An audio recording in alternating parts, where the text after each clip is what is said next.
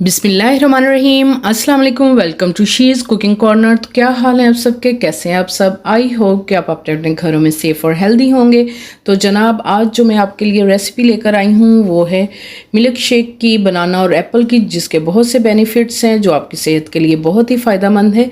आपकी स्किन को ग्लो करता है और बहुत से विटामिन हैं, तो इसको घर में रेडी करें आप। तो बिस्मिल्लाह करते हैं, स्टार्ट करते हैं अपनी रेसिपी को। तो जी, यहाँ सबसे पहले मैंने ले लिए हैं बनाना 5 अदद और 1 अदद एप्पल डालूंगी इसके अंदर। इसको अच्छे से वॉश करना है आपने और पील ऑफ करना है। और जी 3 से 4 टेबलस्पून इसमें चीनी कट जाएंगे। अकॉर्डिंग टू टेस्ट कम या ज़्यादा आप चीनी इसमें डाल सकते हैं। और 4 गिलास मैंने यहाँ दूध के लिए हैं। बलाई वाला दूध है, फ्रीज़र में रख के मैंने इसको खूब अच्छा ठंडा कर लिया है। चाहें तो बर्फ़ डाल लें, लेकिन ये बहुत ही ठंडा दूध है। फ्रीज़र में हल्की हल्की बर्फ़ भी है इसके अंदर, तो ये मैं इस्तेमाल करूँगी।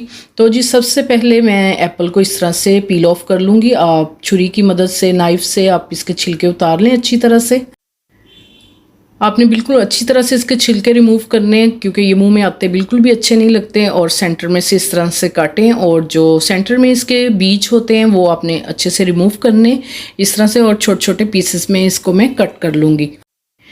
वीडियो देखने के साथ साथ आपसे रिक्वेस्ट है कि आप इसको सब्सक्राइब भी कर लें और लाइक भी कर लें। तो जी इसको मैंने छोटे छोटे पीसेस में इस तरह से काट लूँगी, और बनाना भी इस तरह से छील के मैं छोटे छोटे पीसेस में करूँगी, ताकि मशीन को ज़्यादा दिक्कत ना करनी पड़े।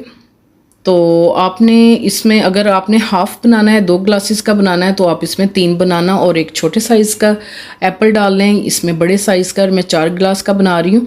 तो ये बहुत ही बेनिफिट है इसके आपकी सेहत के लिए। और इसमें जग में डालूँगी मैं तमाम चीज़ों को, और अच्छी तरह से आपने इसको ब्लेंड करना है। साथ ही मैं चीनी डाल दूंगी, और थोड़ा सा बिल्कुल आपने दूध डालना है, ताकि हम इसका अच्छा सा पेस्ट रेडी कर लें। अगर हम एकदम से दूध डाल लेंगे तो इसके चंक्स जो हैं वो मुंह में आएंगे, तो वो बिल्कुल भी अच्छे नहीं लगेंगे। तो इस तरह से आपने इसका पहले पेस्ट रेडी कर लेना है, और बाद में दूध इसमें शामिल करके आप अच्छे से इसको शेक करें, इसको ब्लेंड कर लें अच्छी तरह से। तो बहुत ही अच्छा ये शेक रेडी हो जाएगा, बाज़ार से बहुत बेहतर आप इसको घर में रेडी कर सकते हैं। तो सर्विंग ग्लास लूँगी और उसमें दिखाऊंगी आपको इसकी फ़ाइनल लुक।